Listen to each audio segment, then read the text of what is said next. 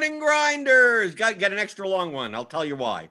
Welcome to Crunch Time / Grinders Live / whatever. The pre-lock show, pre-game, whatever. We got an early slate today. I'm Jordan Cooper, aka Blender Ed, Blender HD, if you want to follow me there on Twitter. Joined with Dan Gaspar, Mr. Tuttle 05, who you could see is I wanted to give him some extra time because he's handling the hamsters today. Tuttle's now in charge of the hamsters, which is our ownership projections, and running with these double.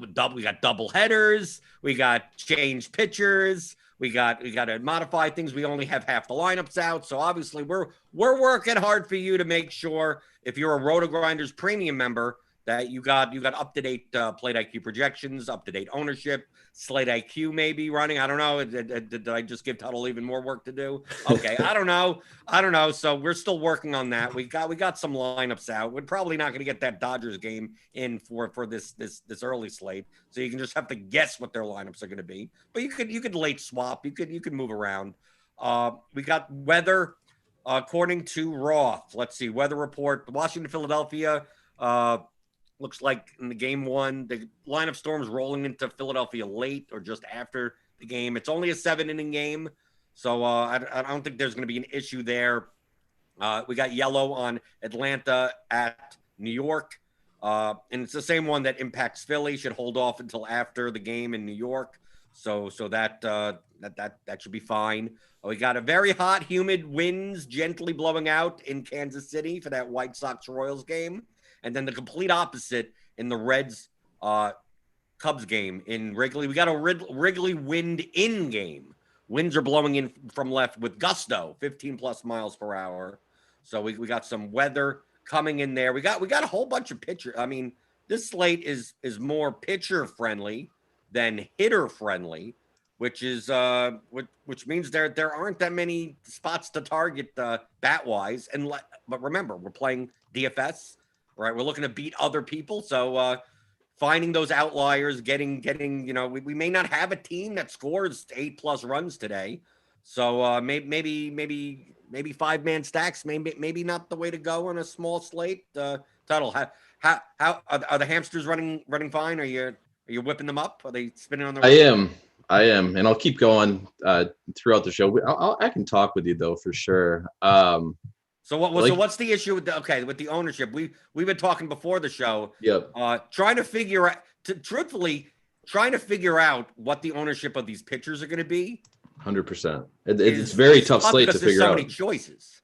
Yes, it's tough to figure out the distribution. I think we talked about it a little bit on how we want to condense it a little bit more than what it currently is showing in lineup HQ, and we'll do that as well. So the system Jamino set up is genius. It's all automated. We just throw a few manual inputs in there. But on a slate like this, it's just very tough to figure out who people are going to be playing, right? Because there are so many options. Right. If we take a look at what's available today, we got Garrett Cole against the Rays, who seem to have figured out it doesn't matter. He doesn't need the sticky stuff anymore. He's getting strikeouts again. We got Zach Wheeler, right? Because we had the whole COVID situation. We don't even have. Okay, we do have a Nationals starting lineup. Obviously, Trey Turner is out because he has COVID. It's not a very good. It's Escobar, Soto, Bell, Harrison, Garcia, Parra, Gomez, Stevenson.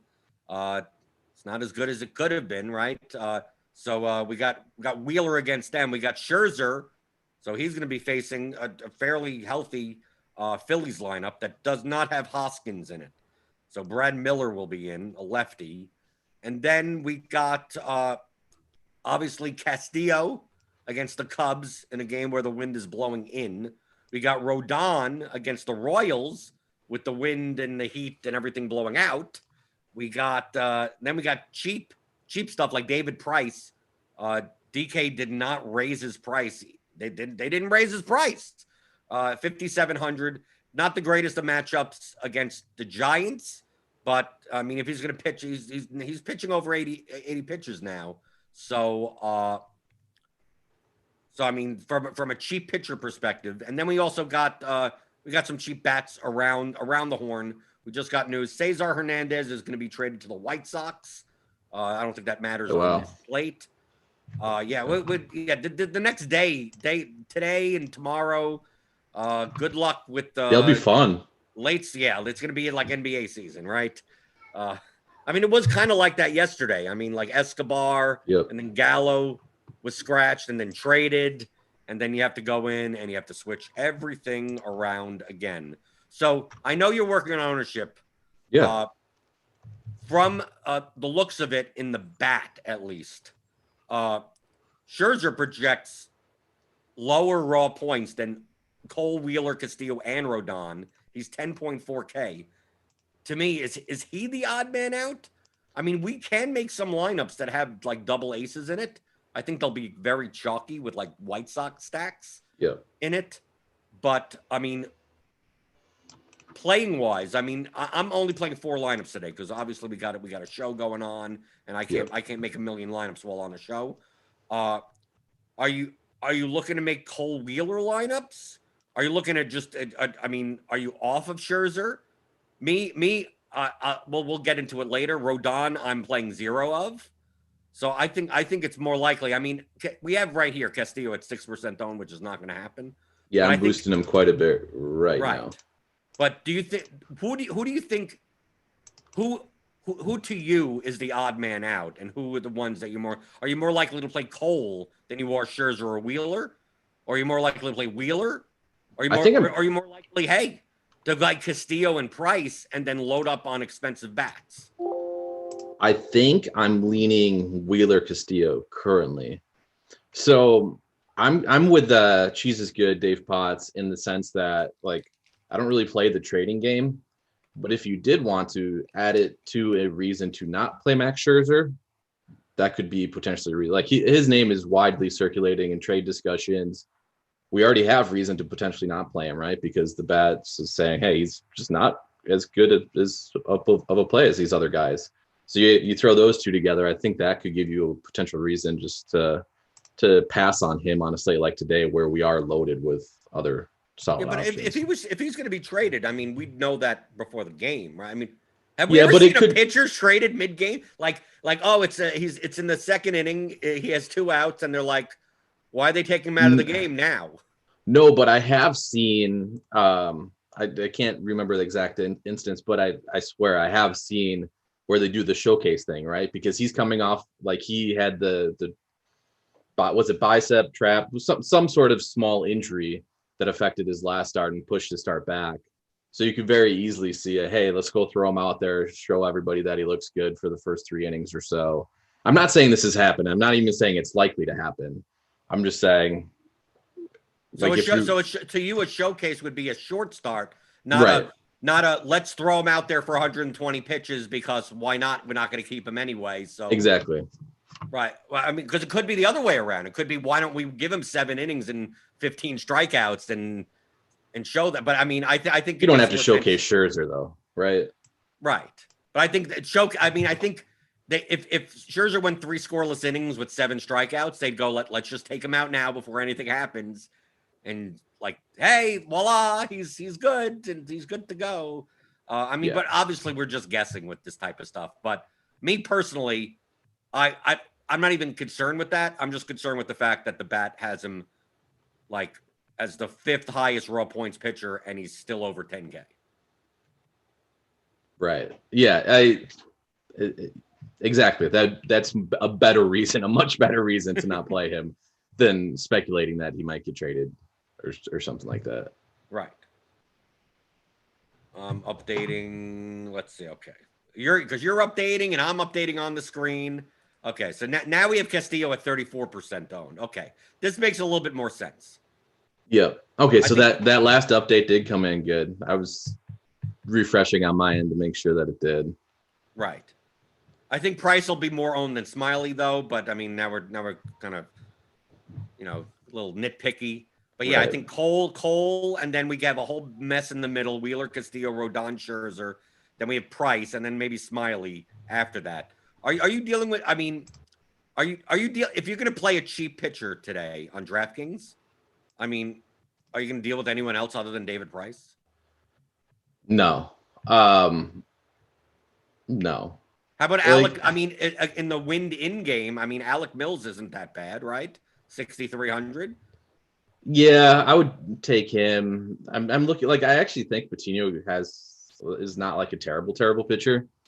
So like maybe you get the Michael Wacha random performance where he gets 9 strikeouts against a Yankees lineup that strikes out a ton. But no, on a slate that's this deep with pitching, I would not personally do that.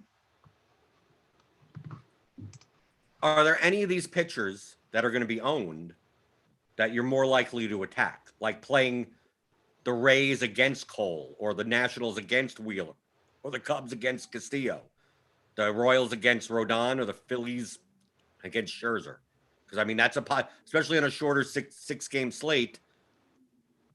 Finding the team that you're going to stack against a decently owned pitcher kind of limits your choices, right? To me, like it's like, oh, I'm going to decide to attack that pitcher, so you're not going to play. If I'm playing 4 lineups, I'm most likely not going to do that. Is there if you had to choose, which team would you choose to stack against these pitchers?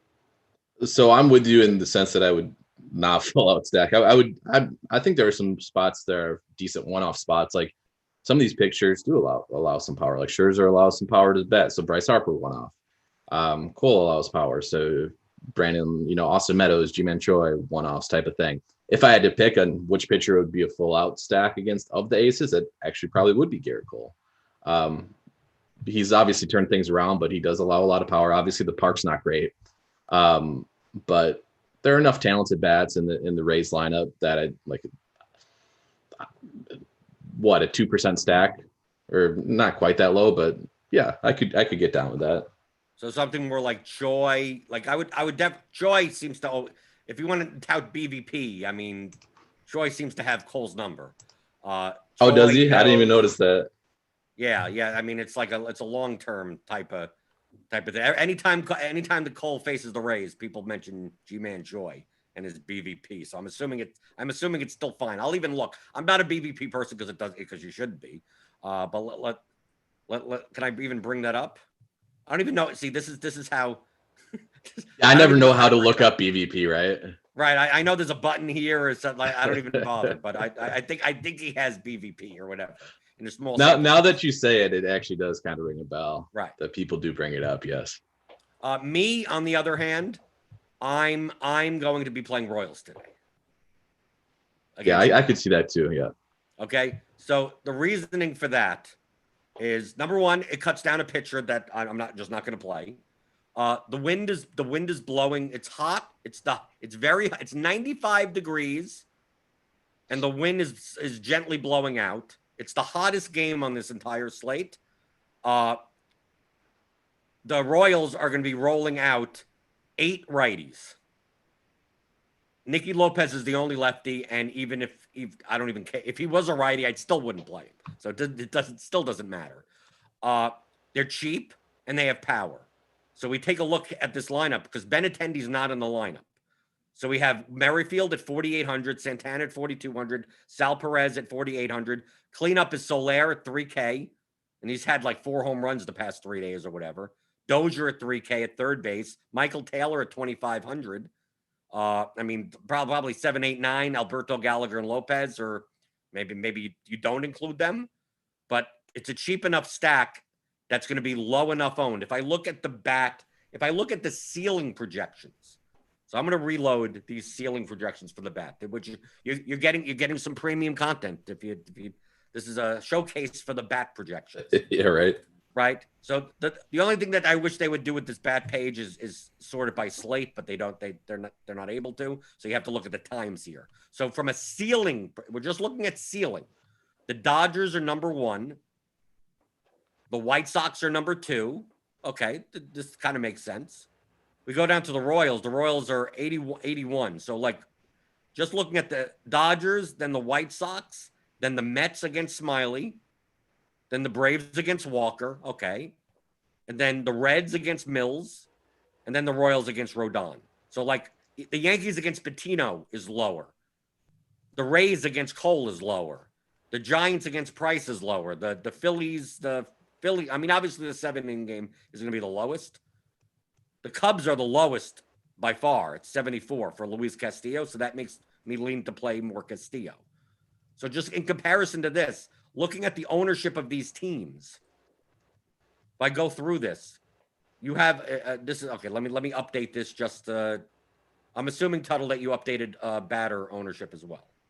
Yeah, I'm messaging with Jamino now though that I definitely there are some projections that need to come down a significant amount.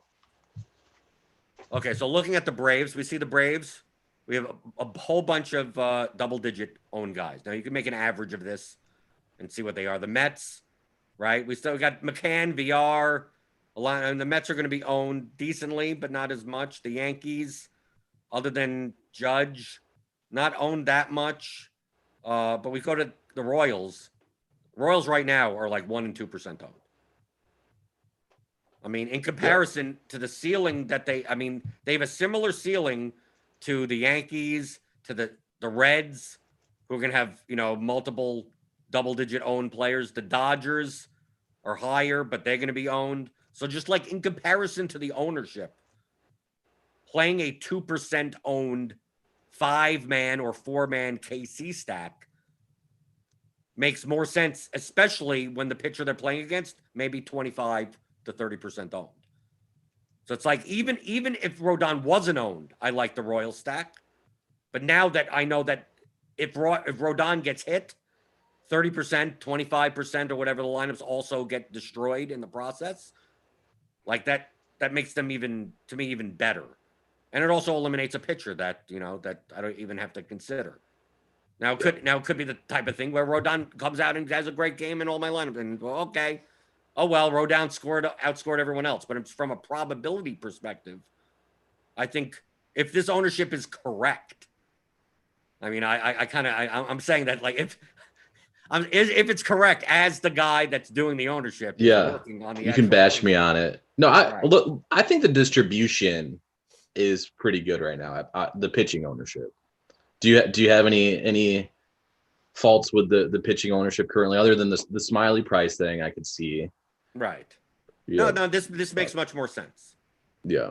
No, yeah. I would say it's closer to this than it was when it was earlier. See, Scherzer's the big equation, right? Because we're in our own little world too, right? We use it sounds like you use the bat a lot, and I use the bat a lot. And so it's easy to look at the bat's projection of Scherzer and like, okay, he's not going to be owned. But that's just, that's a fairly small subset. So it's like, how owned is Scherzer going to be on this slate is actually probably the shaping question of where all these other pitchers fall in line. Right, but any ownership on Scherzer, like if right now you have him at 32. Yeah. Let's say he comes down 10 and he's at 22. All that means is that 10% is going to go towards Wheeler and Cole. Yeah, right. Like I don't think like at these price range, 10-4, 10-2, 10-7. So it's not like, well, once you take out Scherzer, now you can make different builds. Like, I don't think it'll necessarily affect Rodon. I think it's more likely that if you add 5 more to Wheeler and 5 more to Cole, right? Like that type of thing. Yeah, I agree with that. Yeah. Right. Just like Smiley. Like if you bump down Smiley to 8%, like that extra 7 doesn't go anywhere else other than a cheaper pitcher. So maybe you give 2 to Mills and 5 to Price, or like something like that. So to me, the Scherzer question is just, is Scherzer going to be 32% owned? And if he's not, it just means that Cole and Wheeler are just going to be a little bit higher owned. But I mean, these are Cole and Wheeler we still have as the highest owned pitchers. So like from a strategic perspective, does it change all that much? Right. If you're going to play Cole at 43% owned, you're going to play him at 48% owned, right? It's good. If you're fading because if you think Cole is too high owned, well, all he's going to be is higher owned. So to me, that's the question. But I think I'm much more likely to like, I just look at Rodon and like that. He's 9,700. Like he's a little bit cheaper, but like you don't get enough of an upgrade on the bats to go down from one of these 10K pitchers to Rodon and sacrifice 3 points, potentially 3 to 6 points in projection, at least based on the bat. So to me, it's like on this slate, I'm playing at least one 10K pitcher. Probably not 2. I'm probably playing one of them plus Castillo or plus Price. Yeah. That's what I'm playing 4 lineups. That I'm going to be building those lineups. I mean, right now in my single entry, I'm playing Wheeler Castillo and then a game stack of the White Sox Royals. Yeah. Basically playing, I think it's a 4-4 or 5-3. Because bats on this slate. I mean, I know we're trying to project what these pitchers are going to be. But as far as the bats to play, like what are we doing there? I mean, is Rafael Ortega going to be 39% owned? No, him and Slater are specifically what I told. I had tried to hand this off to Jamino now that I'm on. Those are the guys that are obviously, and again, it's because, right. So a lot of this is automated. So we're jamming in high price pitchers, right? So it's trying to find these cheap guys that are in the outfield. That is one of the weaker spots on the slate. And it's trying to jam those cheap guys in. So like Slater, no, is not going to be that high owned. He's going to come down significantly. Ortega is going to come down significantly. And that's going to be spread out a decent amount. Right. But I think the cheap outfielders are going to be like Andrew Vaughn, Gavin Sheet, like these White Sox 3K guys. We have projected that Eloy is not going to be in the lineup. Was that like announced yesterday? If it was, I did not see it. Because I mean, we have him projected not in the lineup, but he's 3K. So like, obviously he's going to be like, to me, if he's in the lineup, he's like, we're not going to see Rafael Ortega, and we don't even know if Ortega's even going to be in the lineup, right? I mean, that's also the problem with some of these, especially the early slates, is that if the games aren't on at the same times, I mean, right? We have a 12:05 lock, and we have 3 games that start at least 2 hours after that, and the lineups typically don't come in that quickly. Right. A lot of times on the regular main slates, we're just dealing with like 2 West Coast games that maybe we don't get till 7:30. Yeah. But it's not going to dramatically affect. We have like literally like almost half the slate. We don't know what the lineups are. Yep. Hey, I got a quick question for you. It's not bat related or hitting related. So typically I don't give a whole lot of thought to this, and I'm unlikely to on this slate too, but right. So this Washington Philadelphia game, doubleheader, 7 innings pitched. Like that actually does cap the 2 pitchers in this. Like usually it doesn't matter, right? Because it's like 2 guys that aren't going to go past 7 innings anyways. But we got Wheeler, we got Scherzer here. What are your thoughts on how, like, they're still going to project well? I understand that, but it does theoretically limit their upside a little bit more than it does other pitchers. Not. Well, if you get the complete game shutout, right? You get the bonuses. The complete right, exactly. So you're more easy to get that. I never expect a pitcher to pitch more than 7 innings in this. Right. And I never do too. Except again, we're talking about like Wheeler too. Even Wheeler is crazy how long they let him go with the leash. Like, let me look at this. I remember he entered. Yeah, he entered. He look at this the guy. 8th inning of a game where he was already had pitched like 109 pitches or something. Yep. Yeah, 100. Like he's well over 100. 111, 101, 97, 114, 103. Like they're going to pitch him deep. And again, if that's offset by bonuses, then it's offset. And it's nothing you should probably give actually any thought into. I just thought it was an interesting point that crossed my head. It's like, usually I don't care at all. And usually I can actually use it as almost a selling point for some of these like mid-tier guys. Like, hey, they're not going to pitch past 7 innings anyway. And maybe they get that complete game shutout bonus. It's unlikely, but hey, maybe it happens. But with these 2 like actual aces, they're only going 7 innings today. Yeah, but I'll take 7 innings against a team that's batting Josh Harrison cleanup. 100%. Right? I mean, take a look at this lineup. I mean, yeah, it's not good. It's not right. Good. It's they have some lefties in the lineup. Yeah, Luis Garcia, Gerardo Parra, and Andrew Stevenson. Right? So yeah, Soto, and Bell you got to worry about. But that's about. I mean, this Nationals lineup. Other than Soto or Bell, like what is this line? And you got the pitcher also, right? So Scherzer bats, right? It's not an AL team. So that's why to me Wheeler's to me is the top option on the slate for the price. It's weird to say I'm more scared of the Rays lineup against Cole, even in Tampa Bay, than I am of the Nationals lineup in Philly, and Philly's a much better ballpark than Tampa Bay. No, I agree with you there too, for sure. I like it. Alcides, you said it. I'd play Cole Wheeler if I could. Yeah, I mean, you said it. Josh Harrison. Wheeler, there's only so many lineups that you could build like that. Yeah. I have a question for you. Do you believe uh do you believe that people are going to take too much into account Taiwan Walker's last start?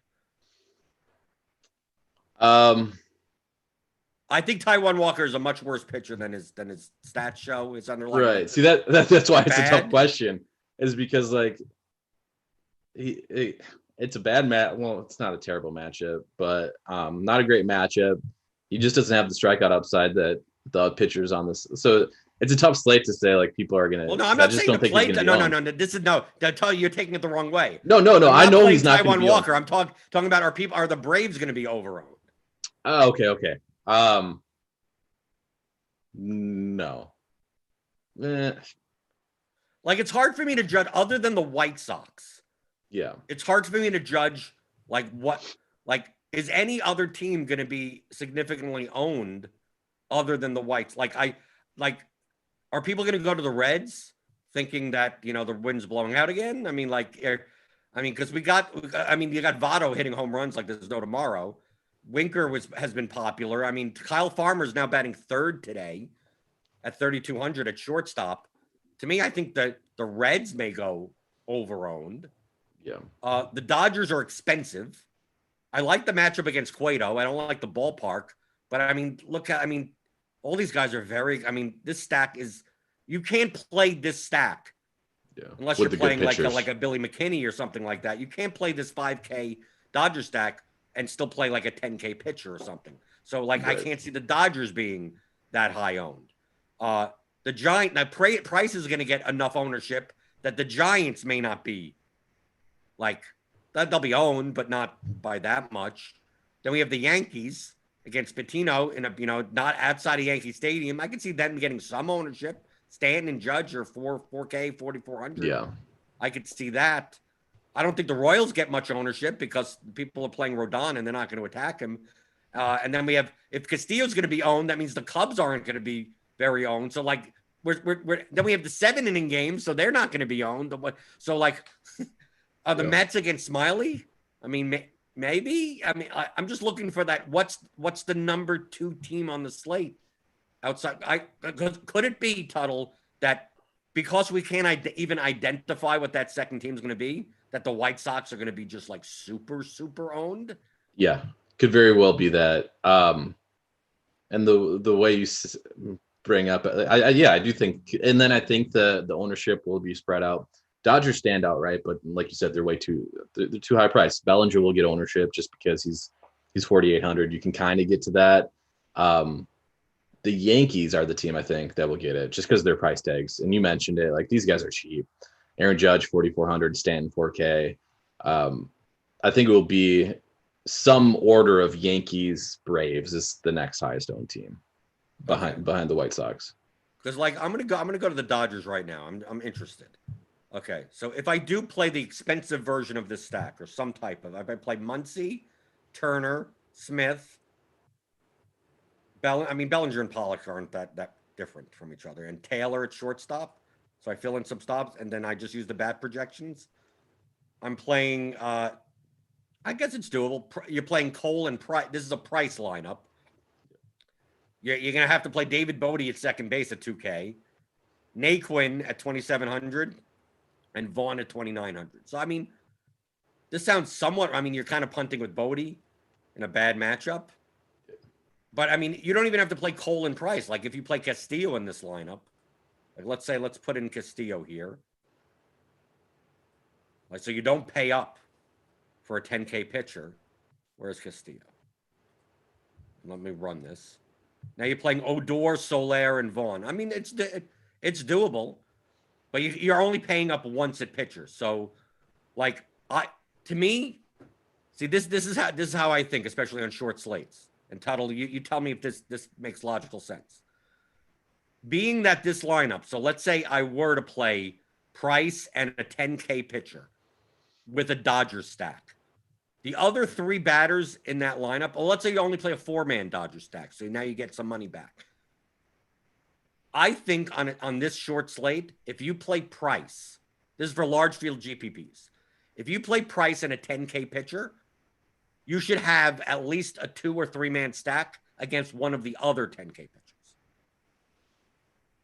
Yeah, I think, or one of the pitchers that couldn't possibly be, because basically what you're trying to do is knock out another, because you see here that if you make a 5-man Dodger stack, you can only play one 10K pitcher. So it comes down to this lineup could look exactly the same with Wheeler. It could look exactly the same with Scherzer. It could look exactly the same with Cole. So let's say I play Cole in this lineup. Well, I don't want lineups that have, I'm battling against lineups that have Wheeler in it, or that have another 10K pitcher. So I want to get the leverage off of those lineups, because those are the only lineups that look like this. Yeah. Am I thinking too much? Sometimes I do overthink. So maybe slightly. So, and I could be wrong too. The way my brain works on something like this is, we know, so if we're playing a Dodger stack, we know where the pitching is going to go to, or most likely, right? We know it's going to be Price and then the 10K, like you said. So I'm actually probably more inclined to go Alec Mills over Price and try to differentiate that way than necessarily attack against another, good pitcher. Or maybe in a Giant stack, maybe that, and then you play the Giants you play a game stack. Yeah, there you go. I like that. I do like that better. But it's the same type of thought process. You just did it with the cheaper pitcher, and I did it with the expensive pitcher. Yeah. But to me, especially on short slates, I think you have to think like this more. Like when we play a 15-game slate, I'm not even bought. Like there's so many options that, like the constructions are almost unlimited that you can make. So I like seeing, like, if we take a look at this Whites, like let's take a look at this potentially super high-owned White Sox stack. Okay? So if we play the White Sox today, assuming this is their lineup, right? We don't know. So we're going to play Abreu. We're going to play Vaughn. Okay? We're going to play Anderson. Do we play Moncada at third? Do we play Sheets in the outfield? Or I don't want to fill up 3 outfield spots. Do we play Collins at catcher just to fill a catcher spot? Which way? How do you want to set up this White Sox stack for 5-man? The chalkiest version of it. What do we have Moncada? And Jamino just updated projections. What do we have Moncada? Like, we have him at 27% owned. All right, let's go catcher. Then there's your answer. On a lot of slates, not this slate because it's only 6 games, but on a lot of slates, third base is really deep. And as such, Moncada actually goes pretty under-owned in those types of stacks, right? Especially if you're using projections to kind of figure those stacks out for you. But I would go. We don't have much. It gives us Brandon Drury at third base, right? At 2K, if we do it that way. Hit a home run last night. Yeah, it was a pinch hit home run. So let's say instead of playing Goodwin, we play Moncada in the third base spot and run that. So we get basically Castillo, Cole, the White Sox 5-man, Odor at second, Slater at outfield, and Naquin. Like, this sounds like a lineup that people would play, right? Yeah. Like, Slater's not going to be 45% owned, but he's going to be owned if he leads off against Price at 2,700. Let's see so Jamino did just fire an update on here. And Slater's down, but he's still, like you said, still owned, but not 40. We got him down to 21%. Right. Yep. So this is what I mean. Taking a look at what does this lineup look like, it means that you don't play this lineup. I mean, you're looking at this lineup so you don't play this lineup because it's going to be too high owned in combination. Now, Odor being 3% owned, I mean, that's not bad. It's not a bad lineup, but how can you be different? So, like, in this lineup where you have to play Cole and Castillo, maybe you don't play Castillo, you go down, and then you play Cubs against, like, essentially you're looking at this lineup. It's like, how do I leverage myself against this lineup? So It would mean playing Rays against Cole, playing Cubs against Castillo, or not playing cheap Slater, cheap Naquin, cheap Odor, and getting rid of one of these pitchers. So instead of playing Castillo, you play the White Sox lineup, maybe with Alec Mills on the other side instead of Price, because you may have Price constructions also. So maybe instead of Castillo, you play Alec Mills, and then let's run this and see what this shows up. Merrifield, Naquin, Peterson. Okay, let's say we don't play Naquin. Let's say, I think we could fit Soler. We could fit Soler in this type of lineup, right? So you can end. I'm almost showing you exactly the lineup that I'm playing with. So it's right. I'm playing a Chicago White Sox Royals 3-man. Right. I mean, like how not to get duped, but tells them right, how to right. dupe Don't me. dupe me, bro. Right. That's what Overzet would say. Yeah. But do you have? I mean, do you think in these terms for these shorter slates like this? I mean, I know a lot of times you're on crunch time and it's a 13-game slate, and we're talking about GPPs, and you don't have to like, oh, you could. I'll just play this guy, and then I'll get different elsewhere. And it's like, well, you could get different elsewhere. So because so many people ask, it's like, oh, like Cole, like you said before with the Rays, right? Cole's going to be mega owned, and you don't mind playing. Hey, I'll get direct leverage by stacking the Rays. Now, if this was a 15-game slate, like you wouldn't even do that because it's like I could find 2% owned teams elsewhere that aren't facing an ace pitcher. But in a 6-game slate where one of the games is only 7 innings, you have to kind of go in those places. Right. Yeah, and I will say though it is an atypical short slate because of that too, right? Because they're like pitching ownership is actually gonna be very spread. It's a lot of times on short slates we'll get ownership very, very concentrated. And outside of hitting, we probably won't see that on this slate. So like you said, yeah, you do have to think that way, especially with the bats on the slate. The bats I think are the important part and important place to differentiate, which isn't always the case. Is Max Muncy going to be 39% owned now? I mean, I guess second base is a wasteland. Right. Do you think people will play Muncy or Albies? If they have the cash, they'll go Muncy. But the cash is an important part of the equation. Right. This may be the weirdest crunch time show I think me and you have ever done. Yeah, for sure. Because essentially half the lineups aren't out, and we're actively trying to decide to try to figure out what these players are going to be owned throughout the course of the process of the show. Yeah, and Jamino did this last update too, so I'm taking it in a little bit myself here too. I do think Odor people will play Odor, right? Yeah, I mean, especially if you're a bat subscriber. Yeah, he'll probably.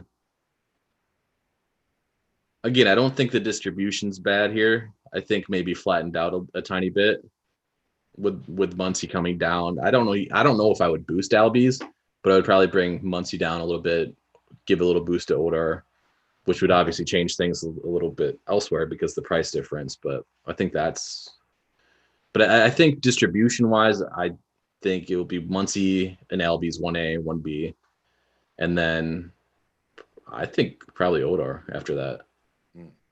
But I mean, I take a look at stuff like this. Like Andrew Vaughn has 4 dots on him, which if you're a premium member, you know that means people are tagging him. Core plays, conviction plays.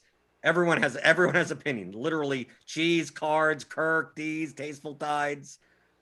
He's 2,900 facing Hernandez in the heat and the wind, and it's 2,900 batting 5th. For some odd reason, I don't think he's going to be only 18%. Like, we have Slater above him. We have Sheets above him. Like, I just think. Do you get the sense that I just think that the White Sox are just going to blow away everyone else in ownership? I think these stacks are going to be 30+%. I mean, like across the board. Like Vaughn, I think it's quite possible Vaughn is 34% owned, and Sheets is 28% owned, and Anderson is almost 50%. Like, I just think that the White Sox have the highest implied total on the slate, and they have enough cheap bats that you could play 2 fairly expensive pitchers and still get everything in there. And they're like the only team that's like that. Yeah. That projects that high. Because look at the difference between the ceiling projection and the bat. The Dodgers are 89.72, the White Sox 88.9. but the White Sox stack is like way cheaper than the Dodgers. I will say, so I think White Sox are going to be highest owned. I would not be surprised if they came in as extreme chalk. I will say one thing I've learned from doing ownership for the last month is people are stupid. You could say it. People are stupid. Well, are irrational. That and players just don't get as highly owned as you think they will. Once you get to the even on short. We had that slate where Austin Meadows was 37% on like a 14-game slate. And then he hit a home run and screwed me. So don't tell me that's annoying. No, people don't get to that ownership. But that's an outlier. So there are slates, and by the way, Austin Meadows is only 3,900 and a good power matchup today. Like that's a good play. But once you hit the 30% projected ownership, it's hard to push too far past that. There are outliers where that will happen, but ownership gets a lot more spread out than you initially want to think. Because I'm in the same boat. I'll see different players. I'm like, okay, this guy's going to be extreme chalk. And it just doesn't get there. Because again, we're kind of in our little bubble here. People are stupid, like you said. I'm stupid sometimes, but so basically it's a lot more spread out than what we typically see or what we would think would happen. I would not be surprised if the White Sox end up being mega chalk. Vaughn probably will be higher owned for the reasons you outlined, but I don't think they're going to be like, pushing 50%. Like you mentioned Tim Anderson pushing 50%. You'll see that in the higher stakes contests, right? But in the $18 or $15, I think it was the big one for the early slate, it'll be a lot more spread out. No, I agree with that. Greg Allen has been scratched. Florial is going to play instead. Does that change that much? No. The ninth hitter for the Yankees. Going to the YouTube chat, feel free to type any questions or anything. J10, any wind in Wrigley? Yes, the wind is blowing in at 15 plus miles an hour. So, but of course we've seen, we have to understand, okay, with the Wrigley wind. I think we mentioned this before the show, right? Right, Tuttle? Yeah. When the wind is blowing out, the only way that you could benefit from that is if you hit the ball in the air, right? So if teams are striking out or hitting the ball on the ground, the wind could be blowing out at 50 miles an hour. It doesn't matter. When the wind is blowing in, that only matters if the ball is hit in the air, okay? So people could still hit 420-foot home runs even with the wind blowing in. It's just that it would have been a much bigger home run. And that doesn't prevent a team from getting like 14 singles and doubles and scoring 8 runs and being the highest stack that way. So I think people overestimate especially on you do, right? 100%. Especially when it's blowing out, right? Because when it's blowing out, everyone's like, you gotta stack everything in that game. And then when the wind's blowing in, it's like, nope, I'm going to just play all the pitchers. And then Luis Castillo comes out. Right? Oh, but the wind's blowing in. It's like, yeah, he walked 5 guys. Exactly. Like you don't need the wind to walk. I mean, he loaded up the bases and someone hit a double and gave up 3 runs. And it's like, well, but I played he didn't give up any home runs. You're right. No home runs in the game. Castillo still negative 8 points, right? Like it could still happen. Yep. Matt Andrzejewski. Thoughts on playing some of the Mets lefties as one-offs in large field GPPs to get in different lineups? I'm not opposed to the Mets lefties. I'm not scared of Smiley. Do you care that these lefties are lefties against Smiley? I don't. I do not know. Does he even have good split? I don't even know. They project in the bat. The Mets lefties project as well as the righties do. So that leads me to believe that it doesn't matter. Right, if we take a look at these Mets, yeah. Right, if we take a look at just one to obviously the righties are project better, but I mean, Conforto still is good point per dollar play. Dominic Smith, I mean, in comparison, like J.D. Davis, he projects just as. I mean, these guys don't project. I mean, in fact, Limo is probably the worst out of the bunch. Probably the lowest amount of power. Right. I will say to do it like one-offs makes sense, right? and that's what the question was. Like, if you're like, these guys will be included in Met stacks. So I do like the idea of running them as one-offs. Okay, so instead of the righties as one, so instead of running Right. Alonso as a one-off, you run Conforto or Dominic Smith as the one-off. But I mean, these guys are still going to be owned. Yeah. Right? Against Smiley. Yeah, Okay, but I get do think it will be mostly owned, and they will most of their ownership will be comprised as a part of the stack. Because if we're looking at the one-offs, especially with the outfield, again, we're looking at guys like Andrew Vaughn, Jorge Soler, Tyler Naquin, those types of guys. So you play like Dom Smith at 3,800 or Conforto at 3,400 instead. Right. Okay, I mean, to get different in a lineup.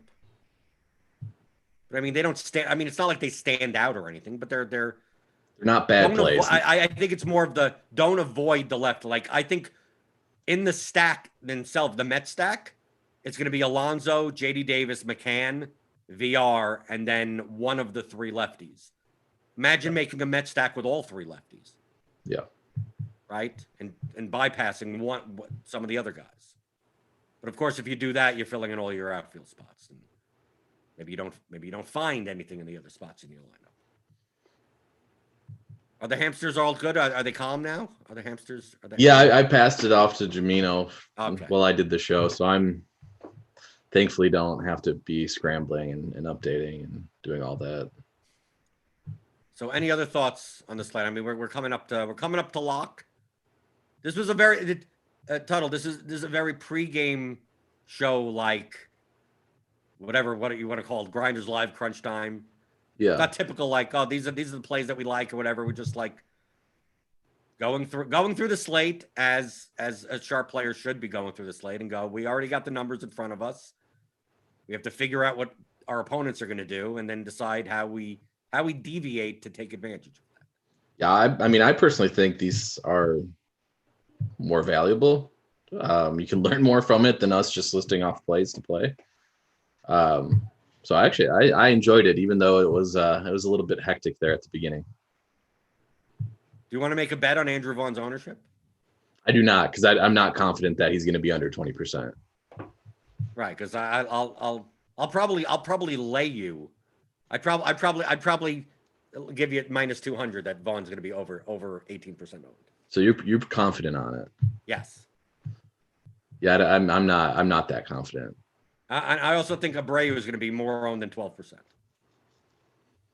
I think the Abreu and the Moncada will go closer together because people will play one or the other. Yeah. And Anderson, shortstop's a wasteland, so I know I can see why Anderson's that expensive, that high owned. Yeah, first base is solid, but I would not be surprised if Abreu hit close to 20%. Because people are what you're thinking that maybe people play Sheets in that spot because he's first base outfield, so they could fit in Goodwin. And three outfielders it's possible. From the White Sox. And just non-stack related, even though, but like Alonso's, like Freeman's a solid play, Alonso's a solid play. People will chase Votto even with the wind. Okay, we got it. We got a Cubs lineup. Cubs do not have Rizzo or Bryant in it, but Baez and Contreras are back. That sounds like they swapped in a lot of strikeouts there. Ortega, Contreras, like Wisdom, Baez, Happ, Duffy, Hayward, Bodie. Yeah, that's not a good lineup. Right, that's better for Castillo. Yeah. Load up Castillo. And then someone's asking in the chat, do you think Will Smith is going to play day after a night game? We don't, because it's not really even that much of a day. Like, right. It's more of a chance. We know that the catchers tend to sit the day after a night game, like that type of thing. Right. But it's not always. I've seen Real Muto play, sometimes they'll play the DH or sometimes it'll be something because basically they're trying to see whether or not it's going to be Will Smith or Austin Barnes, who's obviously much cheaper. Yeah, I mean, how old's Yadier Molina? He was in a day game. Like, let me call Dave Roberts up and let me see what he says. I don't know.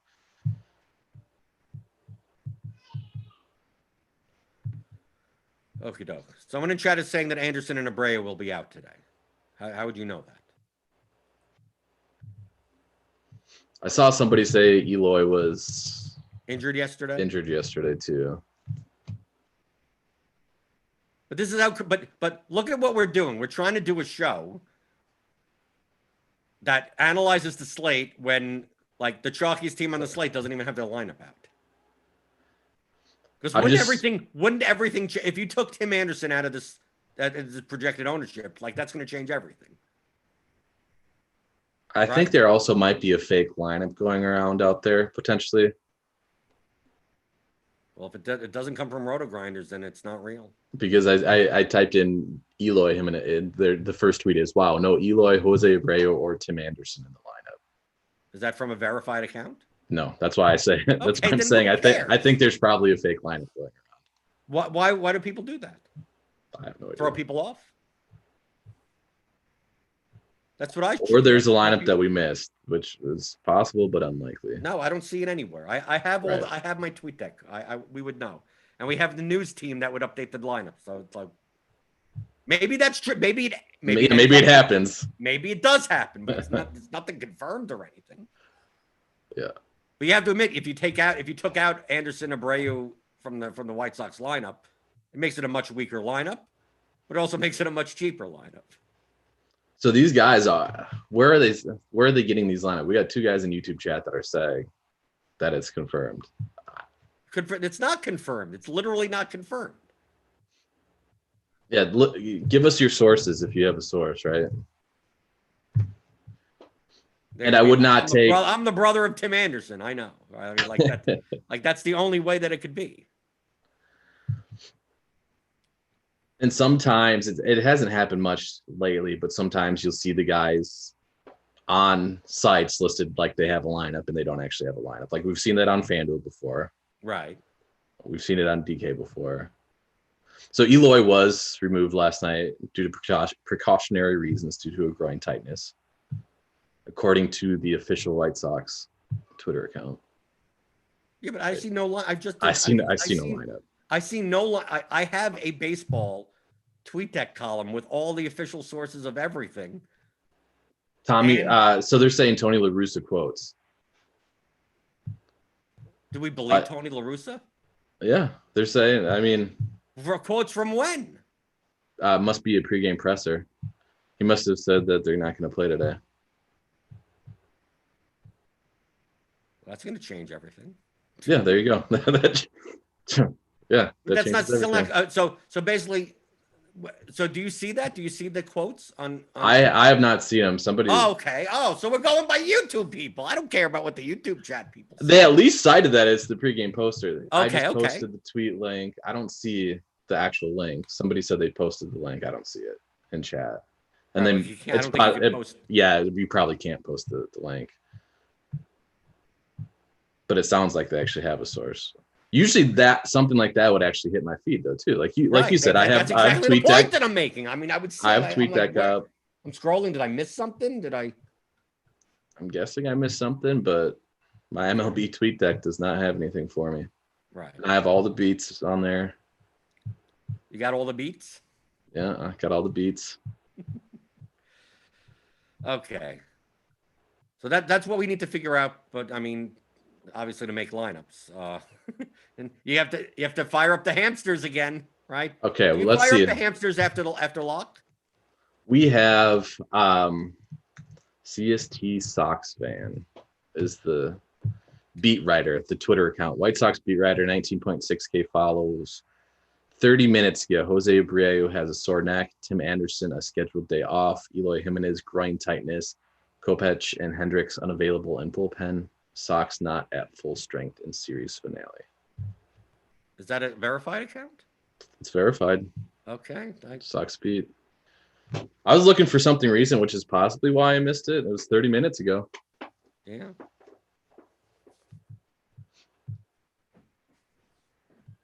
So who's going to play instead? Who's going to be in the lineup instead? Well, you get Sheets at that first base then. Right, but then what do you get? Lurie Garcia in the lineup. Well, he's already at second, so who's playing shortstop? Mendick will play second, and yeah, there you go. Yeah, Garcia will play shortstop. We'll probably get like Adam Engel leading off or something like that. Yeah, it's going to be a watered down lineup. They're still going to end up with a 5-run total, even with those guys out. Yeah. And they're going to be even cheaper. Right? Once you take out Anderson and Abreu, you could play 2 10K pitchers in the White Sox stack. Yep. Yeah, that changes the slate a little bit. Yeah. Okay. Was that good enough? I mean, we went through everything. This is you don't get this on the main slates where like half the game start at 7, the other half start at 8, and you get like 3 9 o'clock, 10 o'clock games. Right. It's much easier to just like, oh, by 6:30, a half an hour before the slate, oh, we kind of know everything. The hamsters, they already packed up. They're going to sleep, right? The hamsters. Yep. You get the little nibble from the water thing, and they roll around in the newspaper that you have in the cage or whatever. I don't know how you treat the hamsters. We haven't been looking at everything for 8 hours already. Right. Here we're just trying to react to what's because right now we don't even have the Dodgers lineup. So what does it matter? Who knows? Maybe someone else sits. We have no idea. Tuttle, are you going to be back on Crunch Time later today? I am not. You're not. Okay. But No. we will have Grinders Live for the main slate, which is only 5 games. So Grinders Live later today, Crunch Time for premium members. That's if you want to get RotoGrinders Premium, click on the link in the description, get $10 off your first month. And I'll be back tomorrow at the normal time, 11 o'clock Eastern for the DFS pregame show. But I hope kind of a mess of a show, but I hope people learn stuff as the hamsters went by with Tuttle, and we went through ownership, and we're trying to figure out what to do on this 6-game slate. Let's see what happens, and I'll see you folks tomorrow. So for Tuttle, I'm Blender HD, and that has been pregame Crunch Time, Grinders Live something or other on RotoGrinders.com.